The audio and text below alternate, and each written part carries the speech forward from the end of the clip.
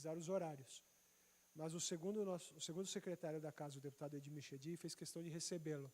Então, nós fomos até o gabinete do deputado, fez questão de recebê-lo, em nome da Assembleia, pela honra, pelo prazer de recebê-lo aqui, professor. Nós conversamos, o Instituto e o Instituto JB Oliveira farão provavelmente uma grande parceria para promover outros tantos cursos, outros tantos movimentos, outros tantos grupos de estudo, de fomento, não só oratória, mas assuntos que forem de interesse, né? Esse curso de hoje ele vai ser transmitido online, nós estamos buscando isso para que ele possa ser assistido pela internet, e ele vai ser gravado para que depois nós possamos disponibilizar ele nos nossos canais de mídia do Instituto. Então, quem assistir hoje e depois quiser ver de novo, ou quiser passar para os amigos, vai ter essa oportunidade. Eu não vou me alongar. Professor, eu peço desculpa, eu estou com o currículo do senhor. A sua vida é o seu currículo. E é o que nos espelha, é o que nos traz aqui hoje. É uma honra muito grande, é um prazer muito grande. Nós esperamos que o senhor integre o nosso quadro permanente de professores e que, mais breve possível, o senhor faça o seu retorno. Nós gostaríamos de abastecer o nosso site com o conteúdo que o senhor produz, de textos, de vídeos, de aula, de áudios, de entrevistas, o mais breve possível. Obrigado e, por favor, o palco é do senhor.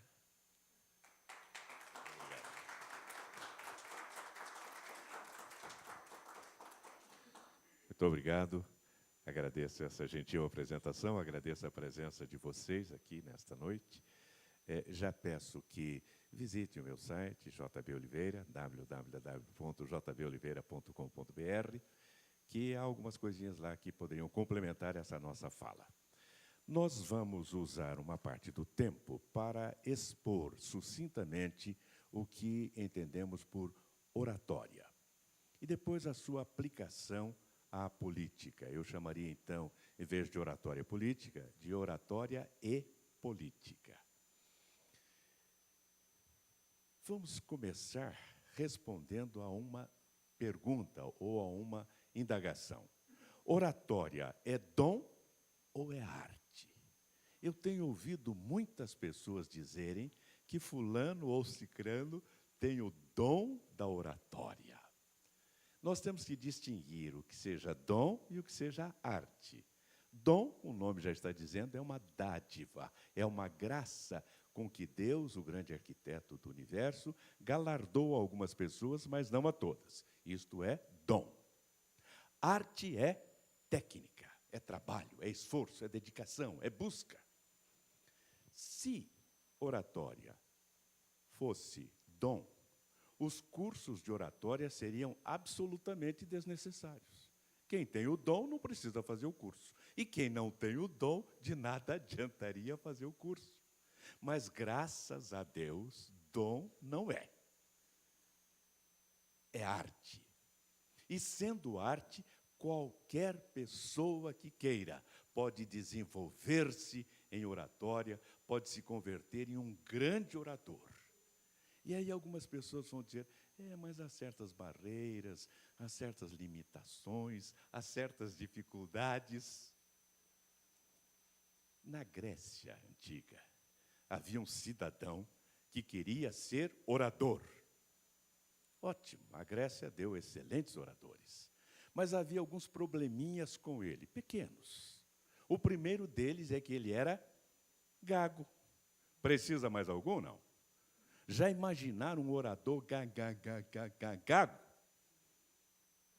Não ficava nisso. Ele tinha também a voz fraca, mal formada, tímida, embutida. E ele teria que falar sem esse recurso aqui, sem amplificador de som, no grande areópago ateniense. E um terceiro problema. Ele tinha cacoete. Cacoete é um desastre, porque ele desvia a sua atenção quando está falando com a pessoa. Imagine que eu fizesse assim, olha, esse fosse cacoete. Você iria ficar prestando atenção nisso. Se eu parasse, está faltando. Alguns começariam até a acompanhar o cacoete, porque às vezes ele arrasta. É como você conversar com um gago, daí a pouco você está gaguejando também. E o cacuete dele era terrível. Quando ele falava, os ombros espontaneamente e alternadamente se elevavam. Ora este, ora aquele, imagine. Some isto. Gaguinho, com a voz bem fraquinha, e cacuete. É para tirar o time de campo ou não? É ou não é? Mas ele não queria, ele queria ser orador. Ele tinha uma vontade férrea. E aqui está um dos fatores para vencer qualquer obstáculo: vontade. Querer. Há uma expressão que diz: querer é poder. Não é bem assim. Porque se o querer for meramente um querer filosófico, um querer volitivo, um querer que está na mente, não vai levar a nada. Há pessoas que querem realmente ser grandes oradores, passam a vida querendo e morrem querendo. O querer é poder quando a esta vontade se soma a ação. Intenção sem ação é ilusão. Mas se você soma uma ação, se você procura os meios, as formas, aí esse querer é poder. Ele queria. E havia uma outra razão que faz com que nós vençamos obstáculos. É o ideal. Quando nós temos um ideal, quando um ideal nos toma a alma, conquista o nosso espírito, nós temos uma arma para vencer obstáculos. E o seu ideal era um ideal patriótico. Ele percebia, e nem todos os seus patrícios conseguiam perceber, mas ele percebia as manobras de Filipe II da Macedônia, que tinha um plano para a conquista do mundo, passando pela sua querida Atenas, pela sua Grécia.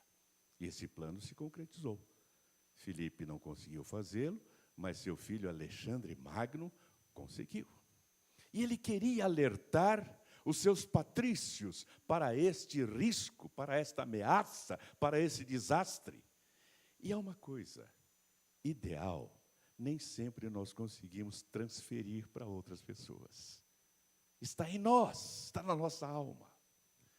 O Brasil vive um momento em que os idealistas são muito mais necessários do que os mártires. Não precisamos de mártir, não precisamos de guerreiro, precisamos de idealistas. Porque o mártir é aquele que morre por um objetivo. Morrer é a dor de segundos. Idealista é aquele que vive por um ideal. Dia após dia, o mesmo ideal. É disso que precisamos. Para resgatar a nossa dignidade de brasileiros. Para conquistar a moral que nos roubaram. Para fazer com que o Brasil não seja motivo de chacota fora daqui. Aliás, perguntaram a um português: vocês não fazem piada de brasileiro, já que nós fazemos piada de português? E ele disse: e precisa. Muitas coisas no Brasil são piadas, mas piadas de humor negro. E nós precisamos de idealistas para afastar isto. E muitos estão vindo, serão candidatos agora a vereador, serão candidatos amanhã a deputados, serão candidatos a prefeitos. Nós precisamos mudar o panorama da nossa política. Nós precisamos colocar mentes novas, ideias novas, ideais novos, sangue novo na nossa política. Precisamos, portanto, de idealistas. Este homem era um idealista. O seu ideal era alertar a sua pátria para o risco que corria. Pois bem, não havia naquela época fonoaudiólogos, que hoje estão aí à nossa disposição. Cursos de oratória, hoje nós temos muitos Brasil afora, excelentes cursos, excelentes professores, também não eram comuns. O meu curso, que é antigo, não é tão antigo assim, não existia naquela época. Então ele teve que fazer uma coisa. Não havia recursos externos E ele teve que recorrer àquele que todos nós possuímos, a inteligência, a imanência de Deus em nós, a centelha com que Deus animou a massa feita do pó da terra, a inteligência, a rácio. Nós estamos perdendo a capacidade de usar a inteligência, porque o computador faz tudo, o notebook faz tudo, o celular faz tudo, o professor Google responde a qualquer pergunta. Nós estamos embotando a nossa inteligência. Quando precisarmos usá-la, vai ser difícil. Ele usou a sua inteligência, e não sei como, nem baseado em que, ele criou um método. Encheu a boca de pedrinhas para forçar o seu aparelho fonador a pronunciar corretamente as palavras, a quebrar a gagueira, e venceu a gagueira. Ainda hoje, fonoaudiólogos usam alguma coisa baseada nisto. Aquele lápis entre os dentes, o puxador de bochecha e outros tantos elementos usados hoje têm a sua origem lá na sua experiência. Mas ele precisava também aumentar o potencial da sua voz. Então ele ia para junto do mar, para a arrebentação das ondas contra o rochedo, para forçar a sua voz a altear-se além do rumor, do fragor das ondas batendo na rocha. E ele fazia exercícios debaixo de 2 espadas, de tal maneira que quando o seu ombro espontaneamente se levantava, feria-se. E eu tenho dito que a dor é uma das formas de nós aprendermos lições. As nossas melhores lições não aprendemos com amor, não. Aprendemos com a dor. E ele aprendeu, e corrigiu-se, e se tornou um orador. Mas ele fez uma outra coisa, estudou. Ele copiou, não só leu, mas copiou 8 vezes uma obra chamada História da Guerra do Peloponeso, de Tucídides, um dos grandes oradores da humanidade, um dos grandes escritores da humanidade. 8 vezes aquele livro volumoso. Para quê? Colher vocábulos, aumentar o seu vocabulário, enriquecer o seu vocabulário e também adquirir formas frásicas, como falar, como encadear uma palavra a outra. O resultado, tornou-se um orador. Não apenas um orador, o maior da sua época. Por 3 vezes, ele recebeu a coroa que os atenienses davam ao seu melhor orador. E passou para a história como o pai da eloquência e da retórica. Falo de Demóstenes, que viveu de 384 a 322 antes de Cristo. Eu ainda brinco dizendo daquele tempo em que morria-se antes e nascia depois. 384 foi quando ele nasceu, 322 quando ele morreu. Isso mostra que todos nós podemos aspirar a ser oradores. Alguém aí tem problemas maiores do que esse? Entre os telespectadores, alguém tem problema maior do que esse?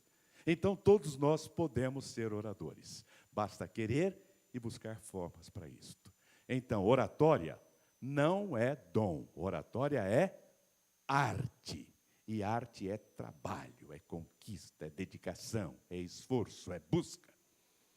A segunda pergunta: o que afinal é oratória? O que é isto? Muitas pessoas imaginam que oratória seja algo aplicável apenas a quem vai falar para grandes públicos, os políticos, os pregadores, os que querem movimentar a massa. Lê do engano. Oratória é toda a comunicação falada. Isto porque oratória vem de os ores, latim, que significa boca. Em latim, as palavras se enunciam. Aqui alguém ainda alcançou as aulas de latim? Não? Você se entregou, hein? Eu também. Nós tínhamos latim na primeira série do então ginásio. Isso era importantíssimo, porque nós aprendíamos as raízes da nossa língua portuguesa, última flor do laço inculta e bela. Em latim, as palavras, os substantivos, se apresentavam pelo nominativo e genitivo. Nominativo era o caso do sujeito, os, a boca. Genitivo, o caso da posse, da boca. E oratória vem do genitivo, oris. Portanto, da boca. Significa que toda comunicação proveniente da boca, portanto falado, é oratória. Uma conversa dialogada é oratória. A conversa com a sogra pode parecer que não, mas é oratória. A conversa com os filhos é oratória. Num dos cursos que tive, um dos participantes veio me dizer depois, professor, depois que eu fiz o curso, eu falo com meu filho e ele me ouve. Porque ele aprendeu a disciplina da comunicação. Isto é oratória. E a oratória se compõe de apenas 2 elementos. Um se chama eloquência, que é loquacidade, verbosidade, quantidade de palavras, facilidade que algumas pessoas têm ou desenvolvem de falar continuamente, encadeando umas palavras às outras sem interrupção. Isso é eloquência. E é bonito. E é gostoso ouvir um orador eloquente. Porque quando ele não é eloquente, ele usa as muletas verbais. Conhecem algumas? É, tá, ok, né, certo. Certo? Entendeu? Entendeu? Tipo assim, tipo assim. E por aí afora. E por aí afora. É bem verdade que alguns são mais requintados, não usam esse né, tá? Usam outras expressões mais elevadas, ao estilo de, digamos assim, advogado é doido para usar o digamos assim. E nesse caso, digamos assim, nós vamos, digamos assim, e digamos assim, é muleta. Ou então, e por isso, e por assim dizer, e por assim dizer, e por assim dizer, e por assim dizer, muleta. Salve engano, salve melhor juízo, e por aí afora. Se você diz uma vez ou outra, perfeito. O problema é a repetição, porque você está se apoiando nesta muleta verbal. A loquacidade é prejudicada por ela, a beleza da sua fala é prejudicada por ela. E como fazer para ser eloquente, para adquirir eloquência? Ler bons livros, ler bons livros. Ler bons livros. Por exemplo, Boas Dicas para Boas Falas. Autor J.B. Oliveira. Para quem não pense que é propaganda, marketing, tem aqui outro. Mostrando a Língua. Cuidados com a Língua Portuguesa. Autor J.B. Oliveira. E se preferirem não ler, mas ouvir, há um audiolivro.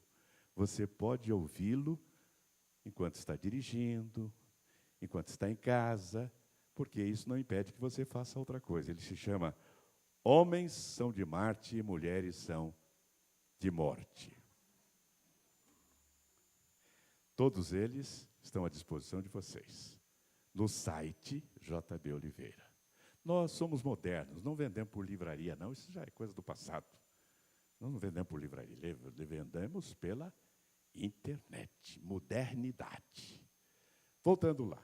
Eloquência é esse elemento, é quantidade de palavras. E o outro elemento é retórica, que se traduz como a arte de conduzir as palavras. Não basta falar, não basta abrir a boca e jogar as palavras aleatoriamente. Você tem que direcioná-las para atingir o alvo, para atingir o objetivo, que é o convencimento. O advogado busca o convencimento, o livre convencimento do juiz a favor do seu constituinte, do seu cliente. O candidato busca convencer o eleitorado a aceitar sua plataforma, sua proposta, seu nome, a aderir a ele, a formar com ele um grupo, uma massa de votos para a vitória. E para isto, não basta falar, há que dizer. São verbos semelhantes, não são? Mas nós ouvimos alguém dizer assim, fulano de tal fala e fala e não diz nada. Ou romanticamente, eu tenho tanto para lhe falar, mas com palavras, o quê? Não sei dizer. Para dizer, para chegar ao coração, seja da pessoa amada, seja do eleitor, seja do chefe, seja da sogra, você tem que dizer e não apenas falar. E esse dizer é retórico, é a arte de conduzir as palavras para atingir os ouvidos. Porque há pessoas que falam e ninguém as ouve. Conhecem alguém assim? É comum, a pessoa fala, mas ninguém está ouvindo. As palavras não entram por um ouvido e saem pelo outro, elas nem entram pelo ouvido. Porque não tem técnica oratória.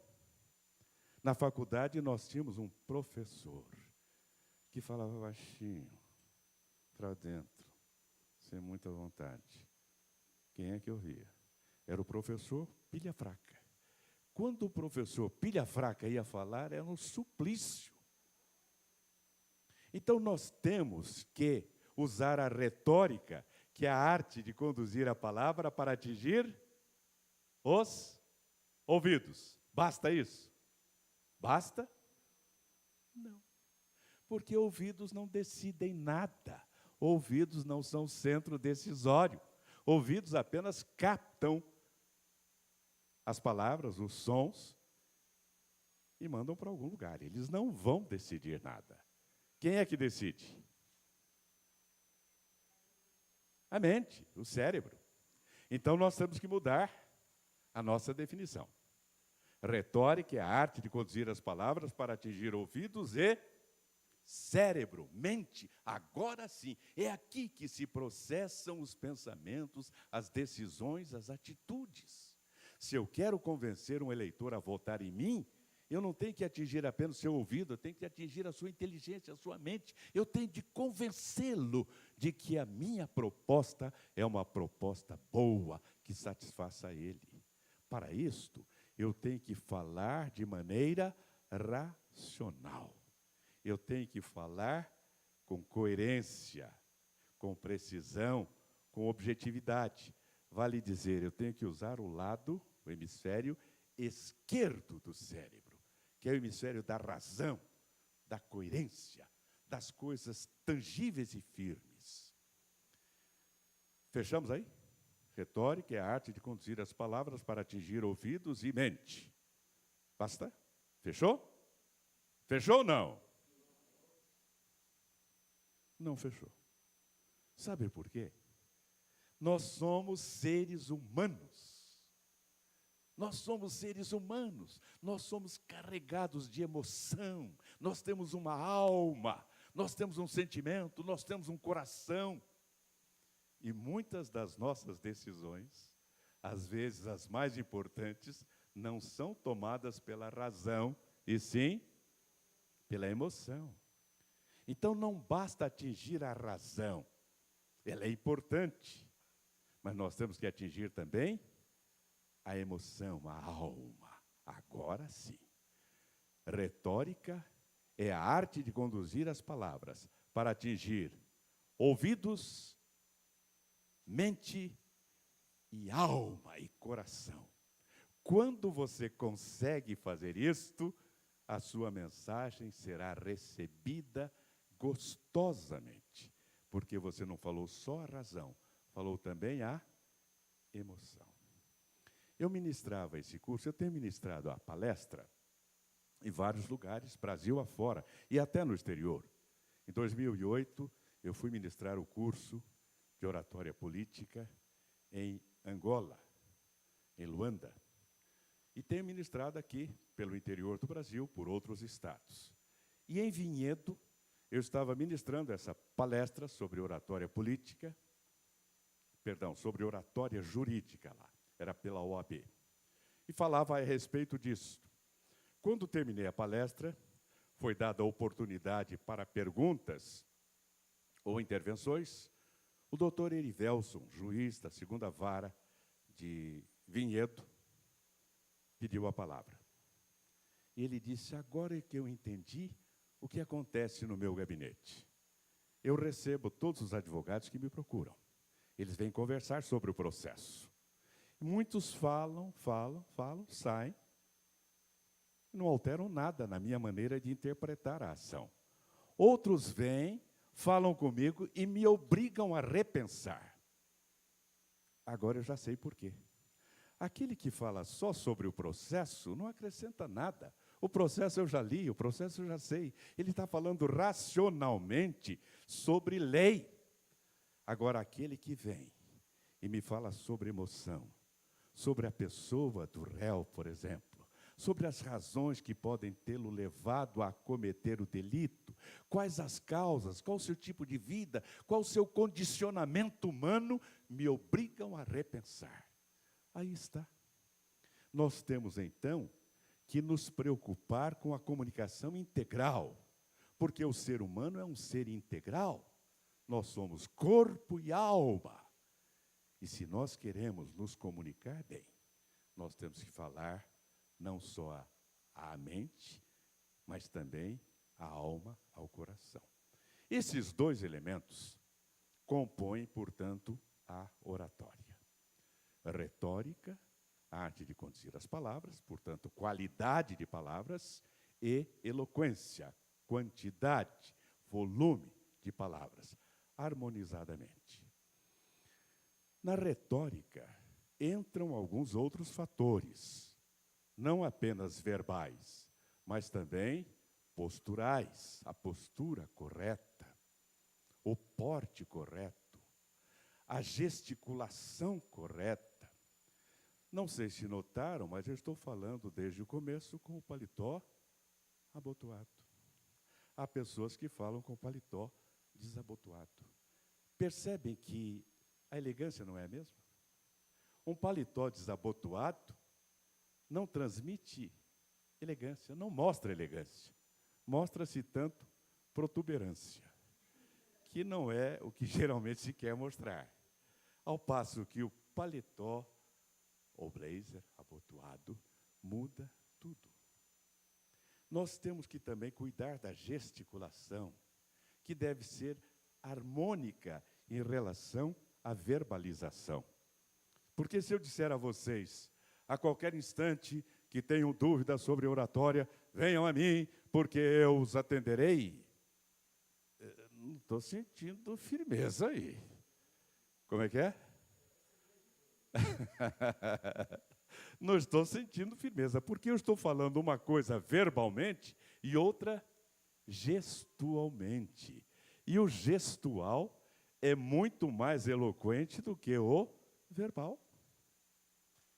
Se eu disser que eu estou muito satisfeito de estar aqui nessa noite, é grande a minha satisfação, estou entusiasmadíssimo e muito feliz, empolgado.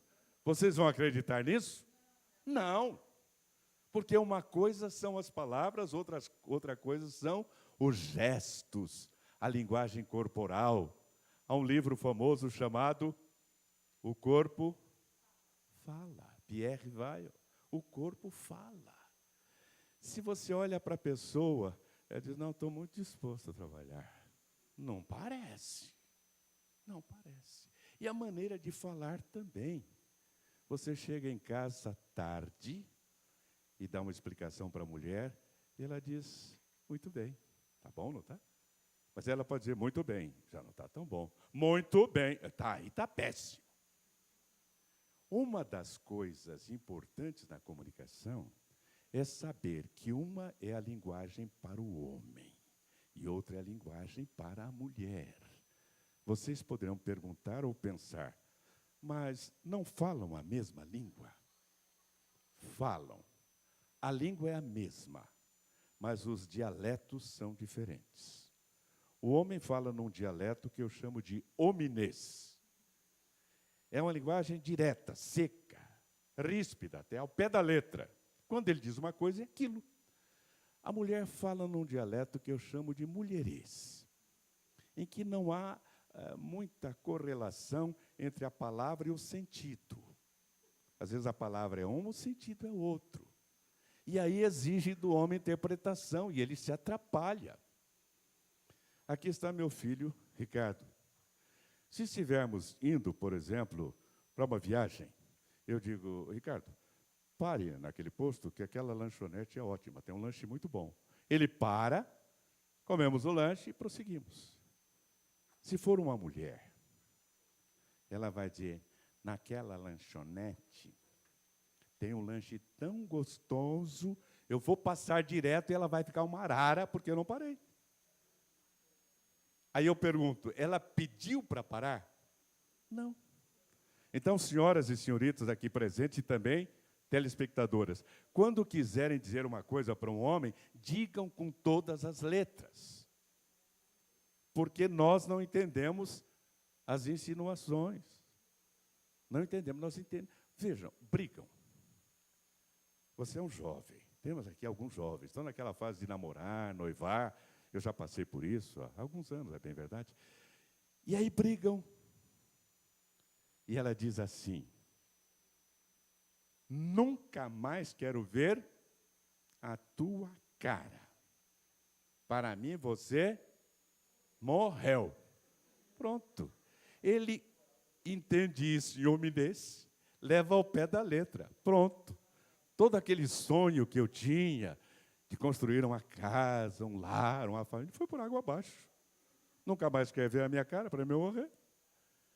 Aí, alguns dias depois, sem mais nem menos, ela liga e fala, sabe, tem uma peça tão boa no Teatro Itália, a gente podia ir lá assistir e depois ir a uma pizzaria, etc. Ele pensa, ué, não morreu? Não é nunca mais?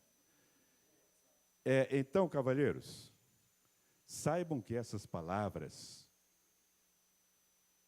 para a mulher têm prazo de validade. Esse nunca não é nunca ao pé da letra, é o mais ou menos nunca. Tem que saber o prazo.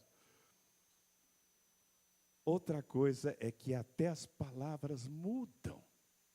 Elas não respeitam as classes de palavras. Lembra aquelas 10 classes de palavras?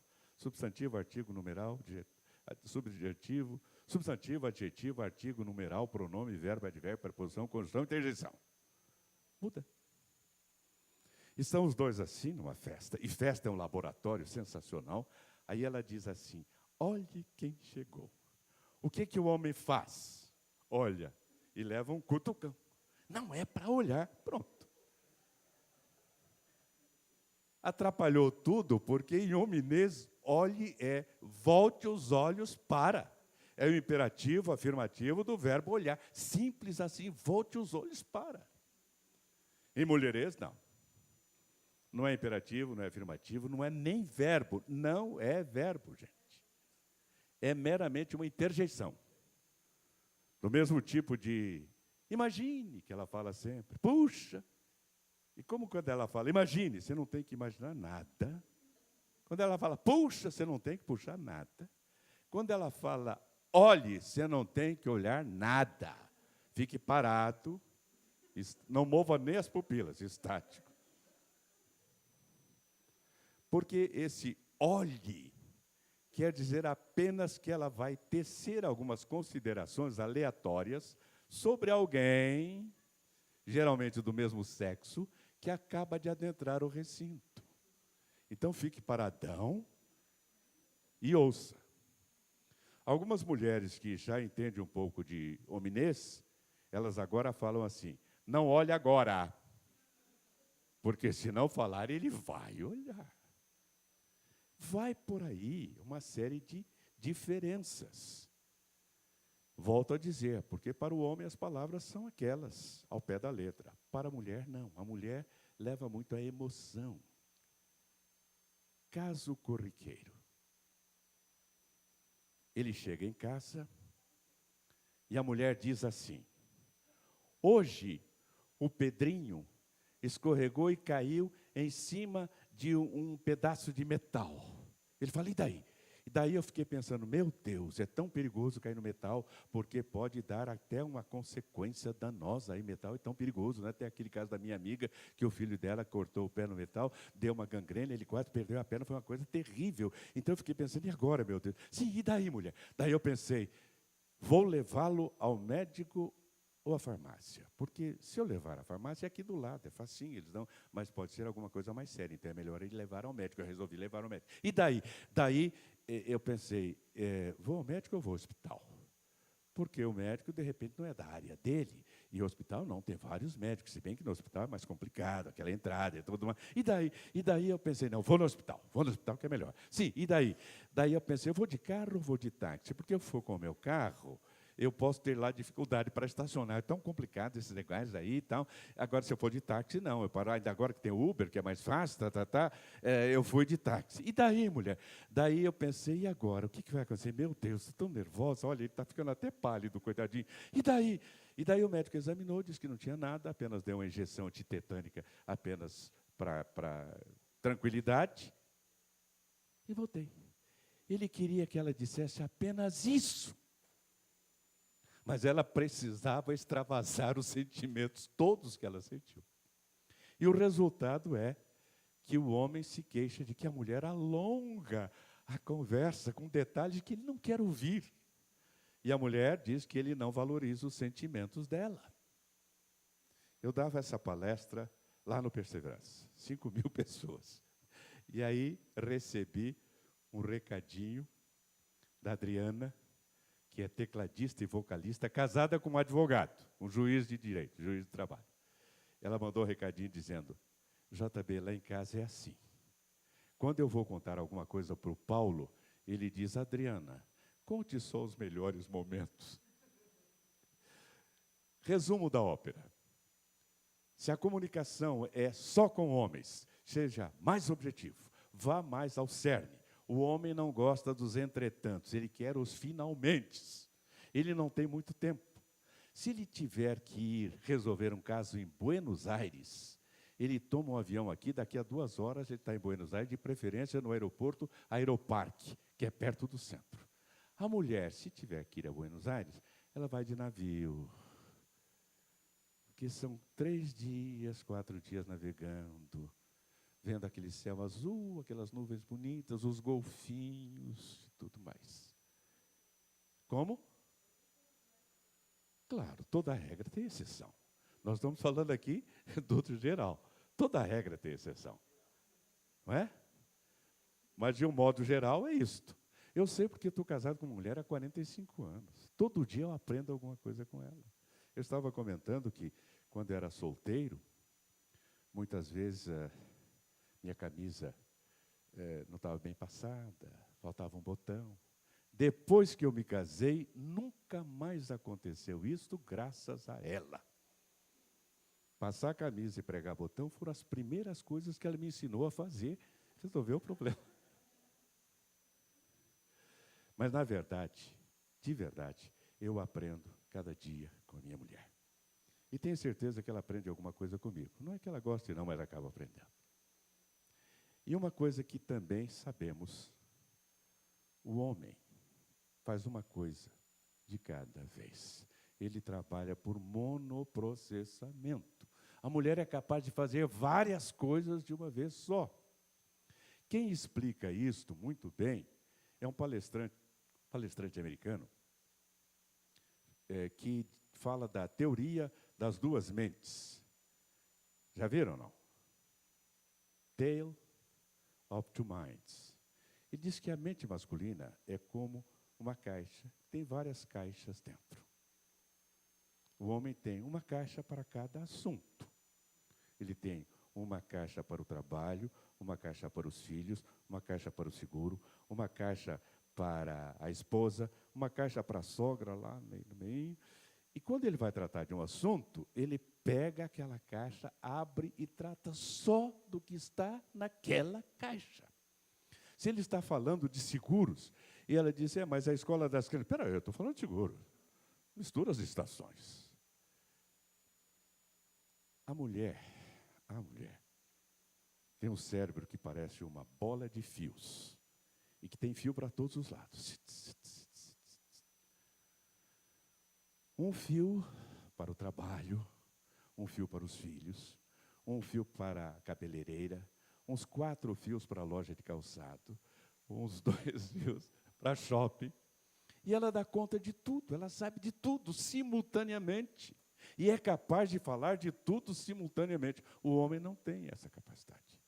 E às vezes ela chega, despeja um monte de coisa ali, porque ele fica assim parado, catatônico.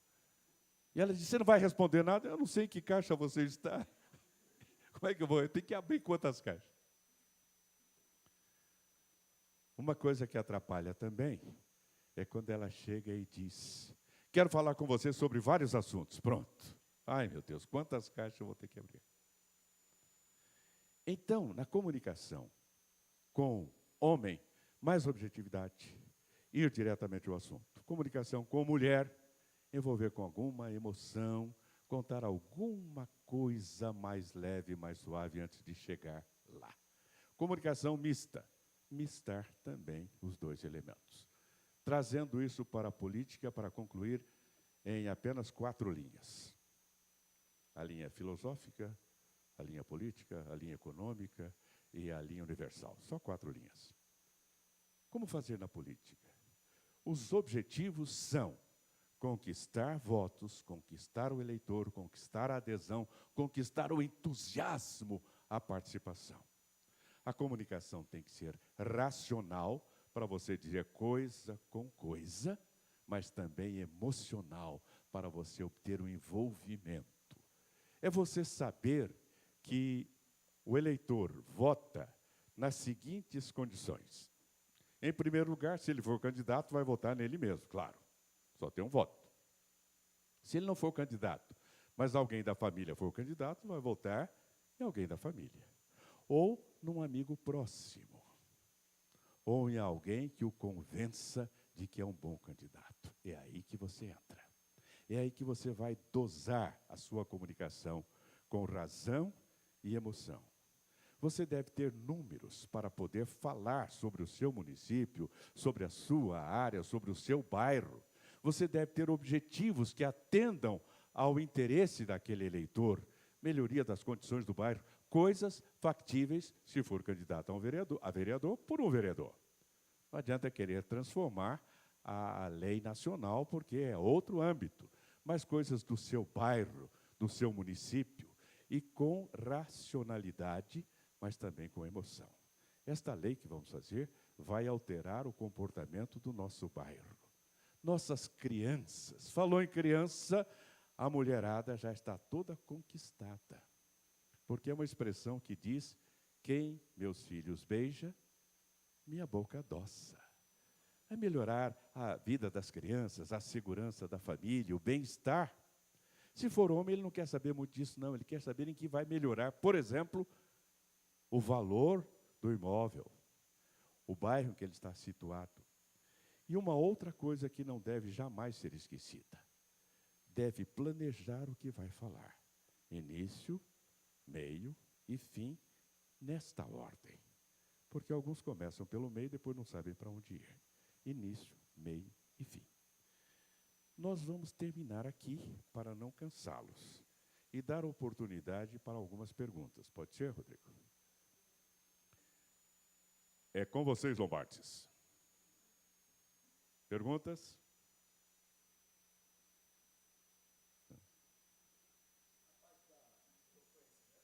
Sim. Sim.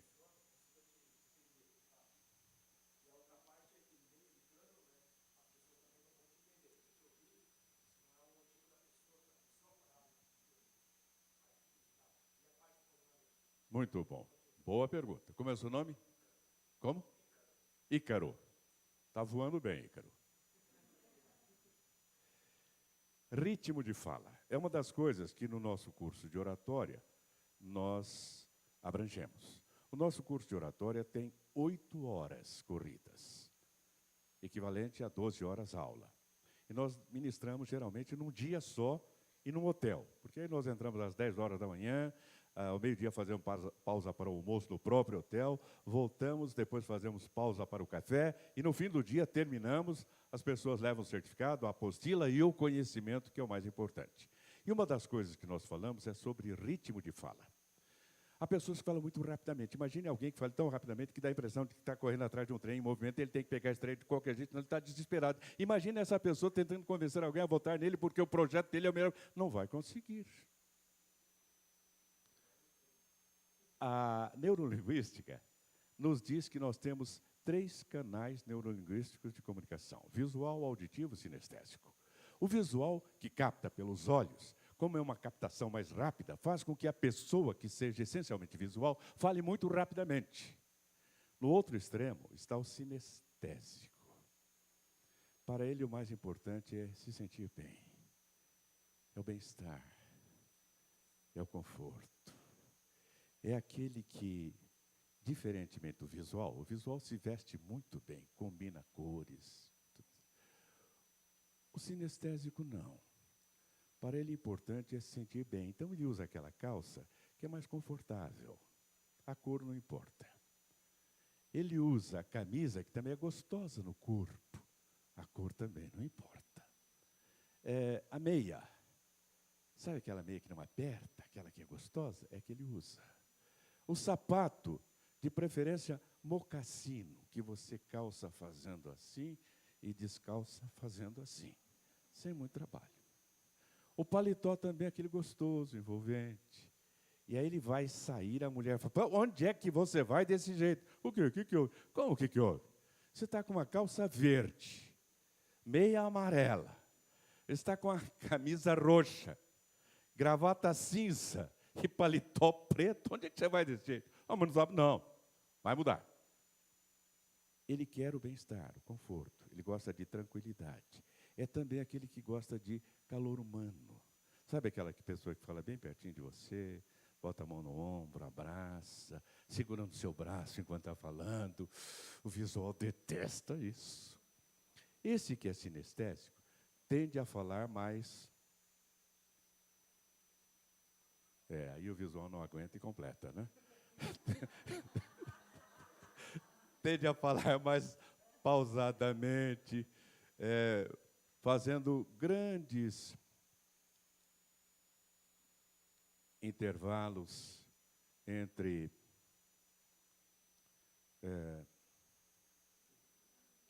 uma palavra e outra.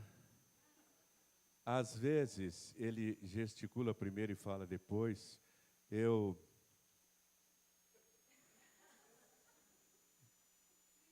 vim ali pela Brigadeiro Luiz Antônio, aí na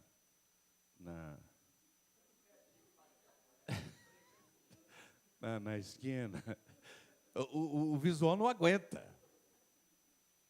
Entre os dois, normalmente se situa o auditivo, que não fala nem tão rápido quanto o visual, nem tão lento quanto o sinestésico.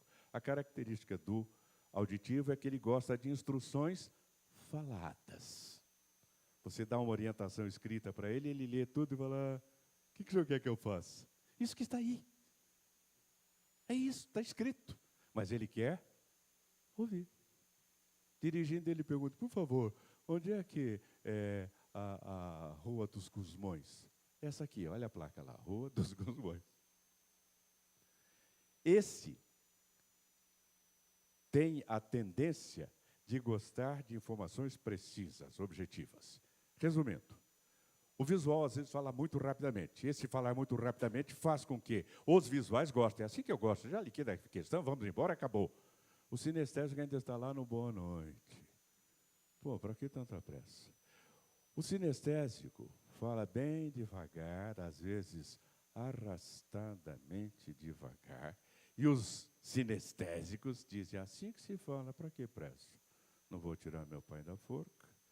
Mas o visual está lá como quem sentou num formigueiro, mexendo-se para lá, para cá, não aguenta, completa o que o outro vai falar e acaba indo embora.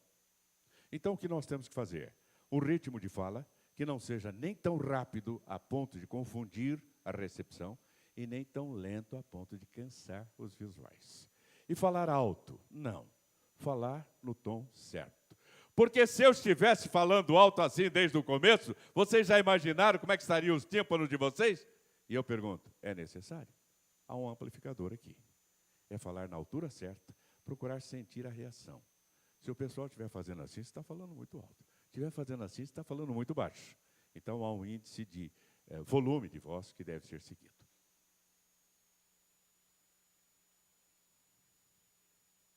Mais alguma pergunta? Pois não. Sim.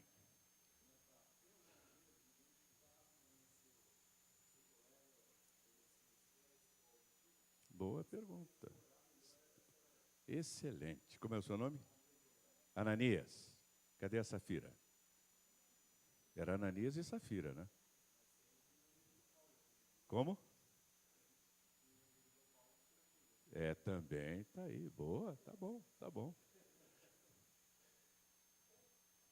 Nós podemos observar, porque, por exemplo, a pessoa que é visual, ela se traja de maneira visualmente agradável, visualmente elegante, combina as cores, sabe combinar a cor da gravata com a cor da camisa, do paletó, do sapato, tem o cuidado de se apresentar sempre visualmente bem. Isso é visual. E usa expressões ao estilo de, veja bem, olhe para isso. Às vezes ele diz assim, veja o que eu estou falando. Como é que você vai ver o que ele está falando? Mas é que ele usa muito essas expressões. E aí com ele você vai falar também a linguagem visual. Nós estamos vendo um futuro promissor. Eu posso olhar no seu semblante e sentir que nós vamos juntos ter um espaço brilhante. Ele gosta também do termo brilhante. Esse é o visual. O sinestésico você já sabe. Como? Pela dicção ele fala mais rapidamente. Não obrigatoriamente, é muito mais pela aparência. O sinestésico já está mais preocupado com o conforto. Ele se senta mais confortavelmente. A roupa dele é uma roupa que está mais à vontade. Não está tão preso ao rigor da aparência do traje. E o auditivo estará ouvindo com muita atenção, com muita atenção. E às vezes anotando, porque ele quer saber números, ele quer saber relação numérica daquilo que você está falando. E aí você vai falar dentro do canal. Se é visual, vai falar visualmente. Se é sinestésico, vai usar termos de sentir. Eu estou sentindo que nós vamos ter um futuro brilhante. Eu percebo, eu posso até tocar nesse futuro que nós estamos construindo. Você está falando a linguagem dele. E o auditivo, os números que eu tenho a transmitir são esses, assim, assim, assim, assim.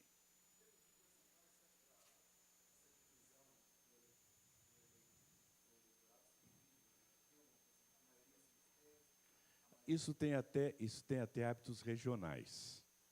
Os baianos são mais sinestésicos, que são bem devagar. Não é? Bem devagar. Pois é, mas para que pressa? Os mineiros também são mais sinestesiquinhos, né? Mais devagarzinho. Agora os paulistas não, são mais visuais, são mais rápidos, estão sempre correndo. Que seja. Mais alguma pergunta? Pois não. Até que, enfim, a voz feminina. Como é o seu nome? Sueli. Como nos livrarmos das muletas? Primeira coisa, prestando atenção. Porque muitas vezes você fala e nem percebe. Normalmente é isso. Você não percebe, mas os outros percebem. Você pode pedir a alguém também, por favor, quando perceber que eu estou repetindo uma muleta, né, tá, certo, ok, entendeu? Você me avise, por favor. E comece a se policiar. Aliás, nós temos sempre que estar nos policiando. Sempre.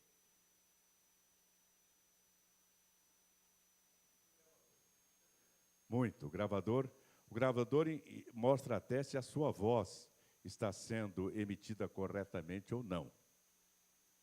Porque às vezes a pessoa emite a voz de maneira errada. muito aguda, muito grave. Eu já falei isso aqui, né?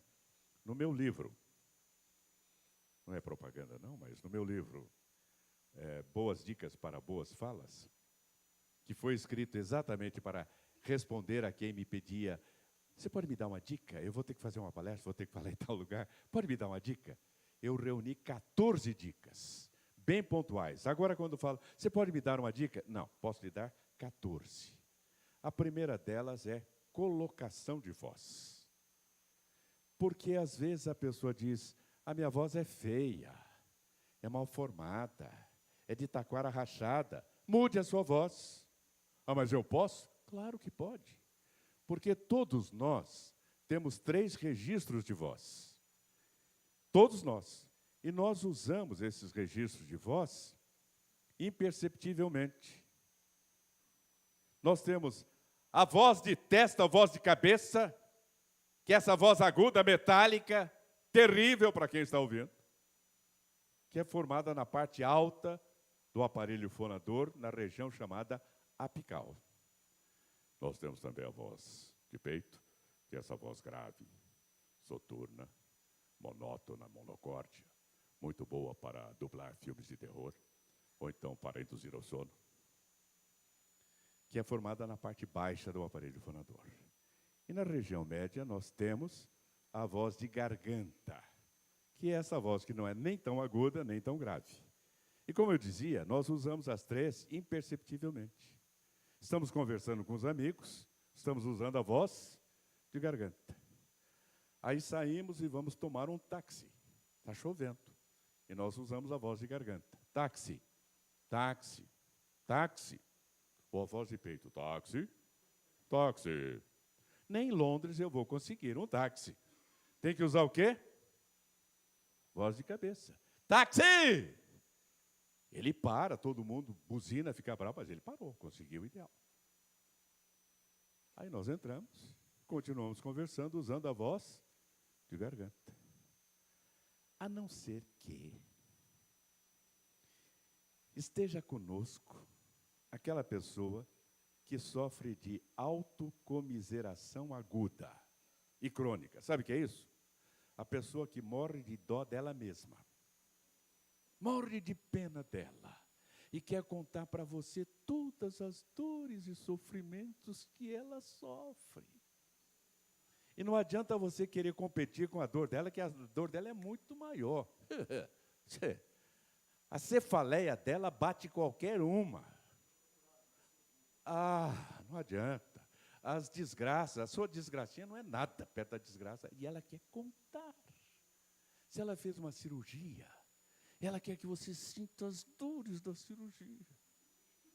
Desde a primeira agulhada da anestesia até a sutura, ela quer que você... E conta para você com detalhe. O que você vai dizer para ela? Em que voz? Voz de testa? Poxa, hein? Você não merece isso, que azar. Vai, não. Não. Nem a voz de peito, tem que ser a voz, nem a voz de garganta, tem que ser a voz de peito. Por isso, amigo do peito, a voz de peito. Puxa. Você não merecia isso. Você é uma pessoa tão boa. Isso é lá dentro. Então, se nós temos a voz estridente, é porque nós estamos formando lá em cima. Baixemos a área de formação da voz. Se ela é muito grave, nós estamos formando embaixo. Vamos elevar a área de formação da voz. Eu pergunto sempre, vocês acham que o Cid Moreira nasceu com aquela voz? Acha? Imagina o Cidinho Moreira lá no berçário dizendo: ô babá, por gentileza, a mamadeira das 8 horas. Boa noite. Ele falou isso, não? Claro que não. Ele formou a voz observando, usando um gravador e observando onde ele teria que mexer na voz. Todos nós podemos fazer isso. Bem, eu creio que podemos encerrar por aqui, né? Teremos outras oportunidades, não é uma ameaça. Teremos outras oportunidades. Agradeço muito a atenção de vocês. Eu vou deixar com o Dr. Rodrigo esses 3 exemplares aqui. Numa próxima ocasião, podemos falar sobre cuidados com a língua portuguesa. Numa outra, podemos falar sobre relações humanas entre os sexos. E o objetivo aqui é mostrar que essas diferenças existem, mas não são conflitivas, são complementares, porque aquilo que falta no homem está presente na mulher. E quando se compreende isto, aí a convivência é harmônica e é gostosa, como esta minha de 45 anos. Às vezes me perguntam, como que depois de 45 anos de casado eu continuo praticamente com o mesmo corpo? Porque o casamento nos agrega gordura, não sei se sabem disso. E aí eu digo que é porque, quando eu me casei, eu me propus a não brigar com a minha mulher. Não vou brigar. Eu chegava em casa, ela estava nervosa, aborrecida, chateada, brava. Eu saía, dava umas voltas pelo quarteirão. 45 anos fazendo Cooper. Muito obrigado.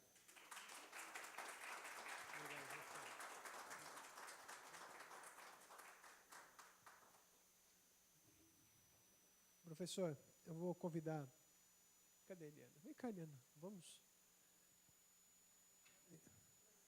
Certificado. O senhor tem um fã-clube aqui, viu, professor? Dentro do próprio LB. Aí a Thaís. Thaís não está aqui? Não. Tainá, vem cá. A Tainá aqui. Nossa, isso. Só para a gente...